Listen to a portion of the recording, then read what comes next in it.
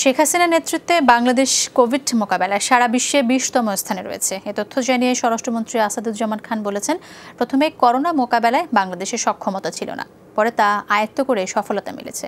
দুপুরে রাজধানীর একটি হোটেলে জেএমআই গ্রুপের KN95 মাস্ক লঞ্চিং অনুষ্ঠানে যোগ দেন স্বরাষ্ট্রমন্ত্রী। বলেন, দেশের অর্থনীতিতে করোনার তেমন প্রভাব পড়েনি। সব শঙ্কা পেছনে ফেলে দেশ বঙ্গবন্ধু সোনার বাংলা গড়ার লক্ষ্যে গিয়ে যাচ্ছে বলেও মন্তব্য করেন আসাদুজ্জামান খান। অভ্যন্তরীণ চাহিদা মিটিয়ে দেশীয় কোম্পানিগুলো ওষুধ, চিকিৎসা সরঞ্জামাদি রপ্তানি করে অর্থ ও গৌরব অর্জন করেছে বলে উল্লেখ করেন স্বরাষ্ট্রমন্ত্রী। আমাদের কোভিড-19 আমাদেরকে সেই রকম প্রভাব ফেলতে পারে।